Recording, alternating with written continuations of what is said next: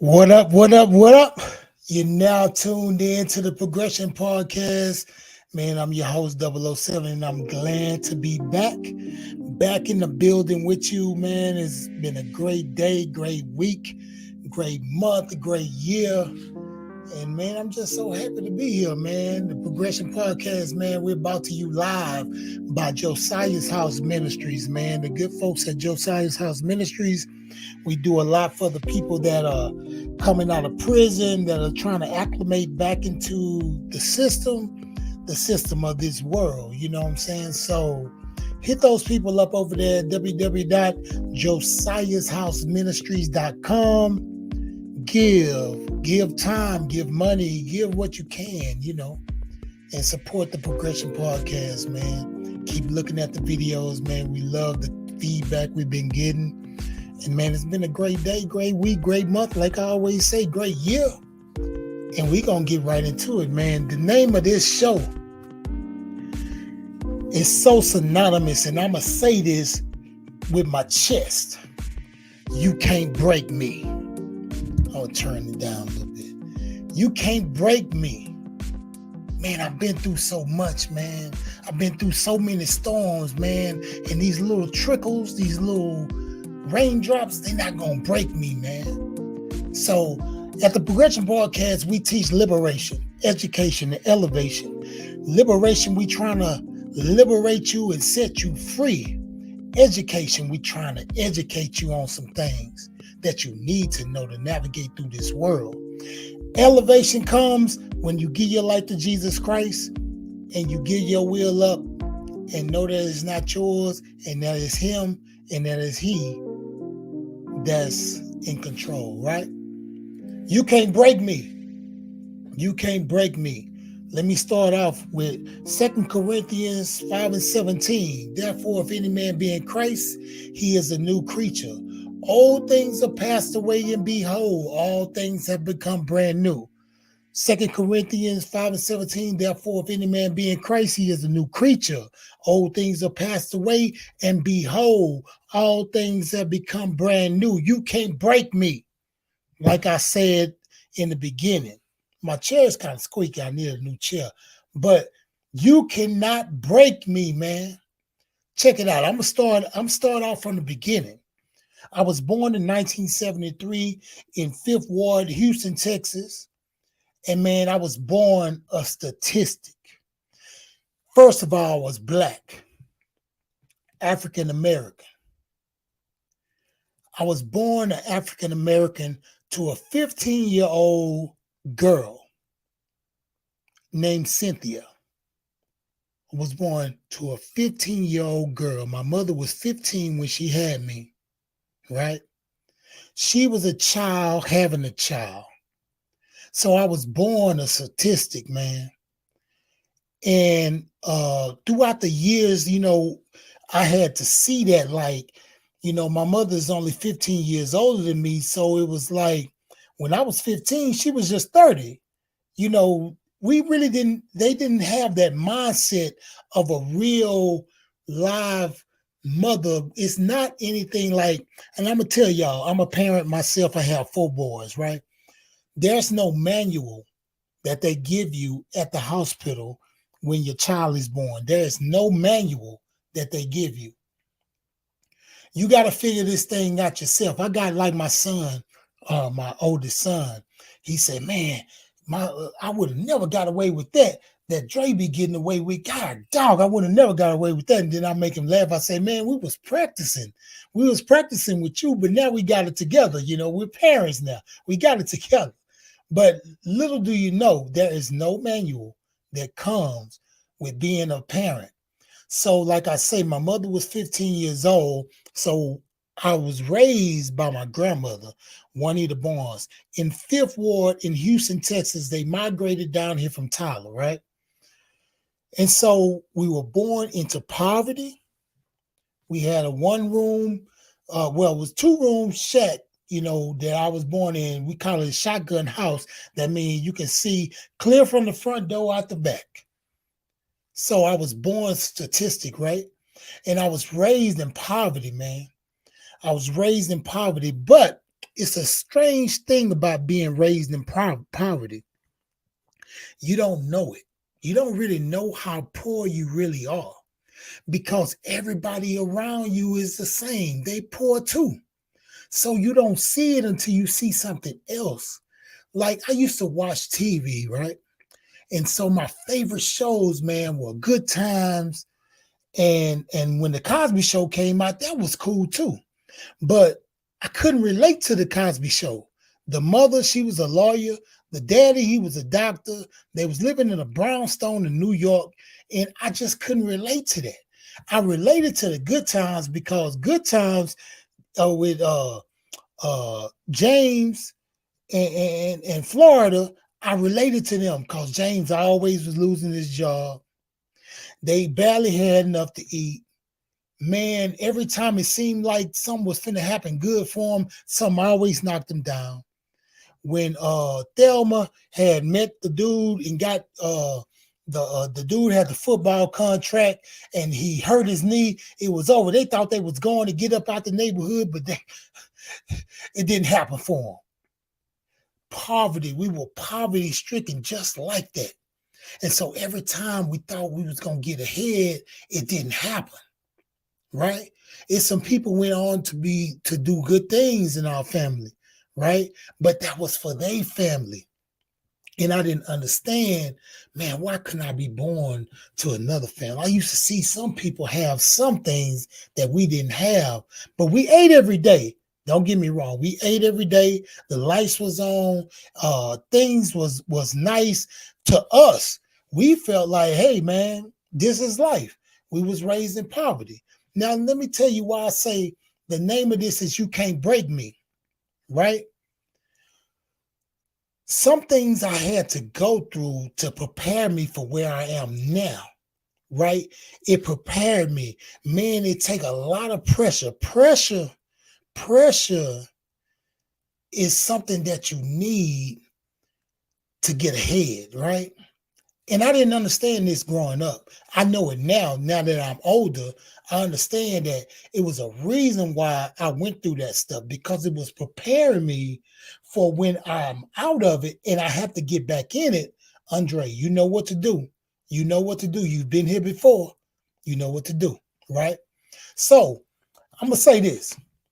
I done balled with the ballers and I done bummed with the bums. I ate the whole pot till it was nothing but crumbs. Man, I was on top of the world with the guys with money. I had a little money too. And I done bummed with the bums. I had it till I lost it all. Lost it all, didn't even have a car. I got out of prison. I had to sell my car before I even got out of prison. Didn't have a car when I came home. So I done balled with the ballers and I bummed with the bums, man. I know how it is, right? I'm like Paul. I've been rich, I've been poor. I know what it is to go without, but I haven't mastered the mystery of being content right now. I wish I could. Paul says in the Bible that I've mastered the mystery of being content. Man, if I could do that, if we could do that as a people, master that mystery of being content, man, we'll go some places, right? So I want to talk about the awakening, right? And I get this quote to my homeboy because he said it. He was the first person that said it, and I took it and I put it in my mental Rolodex, and I always kept it. He said, "Double O, man, I wasn't arrested. I was rescued. I wasn't arrested. I was rescued. I had an appetite for destruction out there in them streets. I used to fight all the time, pistol play, all kind of stuff, right? Thought that I was the slickest dude in the hood, thought I was the slickest dude around, that I'm getting over on people, whatever. But I had an appetite for destruction. Somebody was going to kill me. I was going to do a life sentence or something was going to happen. When I got arrested, when I went to the penitentiary, I did not know that God was putting me a place and hiding me and getting me right feed me with that Bible and feed me his word till I had got like a pit bull ready. Man, I had ate the word day and night, ate the word day and night, and bam, I gave my life to God, man. And now you can't break me. And that was my awakening. When I got in that prison cell and I seen that my decisions got me to this point, every decision I thought that was good for my life, dude named Marshall in there, he told me, he said, man, everything you thought was the right decision got you right to this point.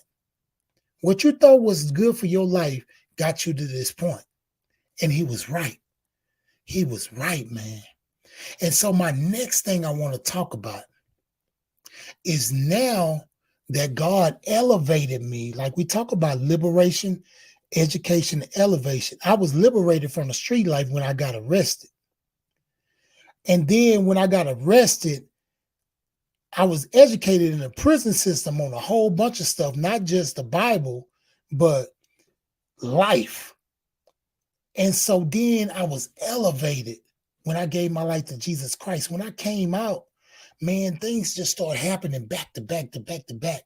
And where I'm at now, man, my career's going good. I own my own home. A whole bunch of stuff. I don't brag about it because it's all God. You know, my kids, they're all here. I love them. Some in college, some doing jobs, some flying here doing that. Hey, man, but it's not all good. But, man, it's all God, right?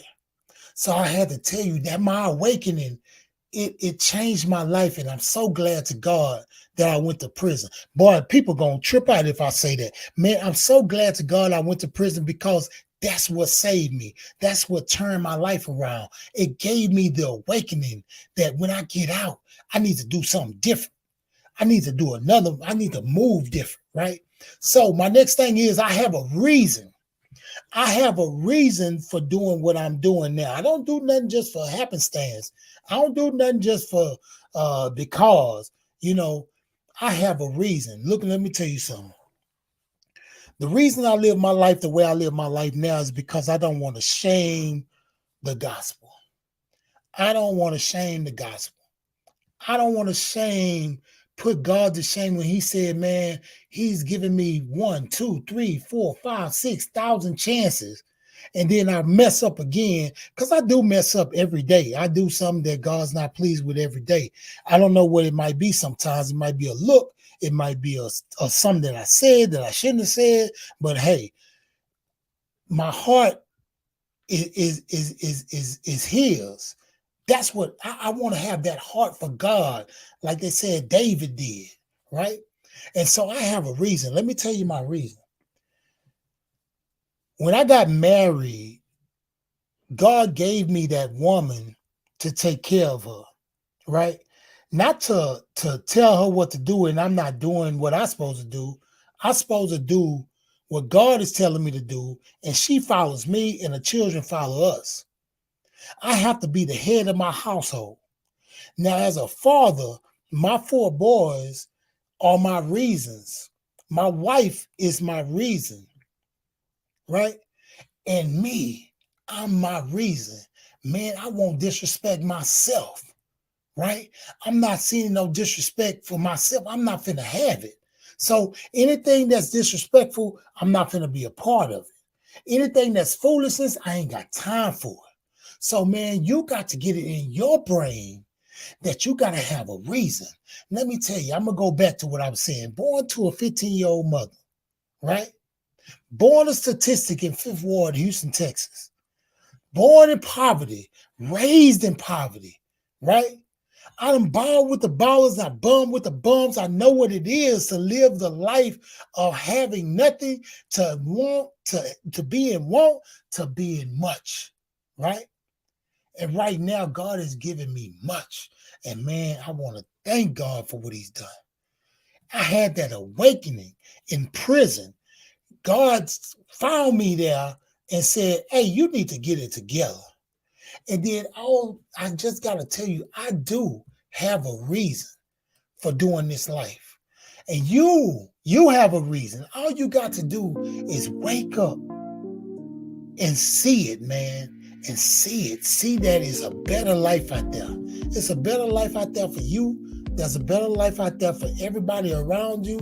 And once you get saved, I'm telling you, 90% of families where the husband gets saved, the whole family gets saved.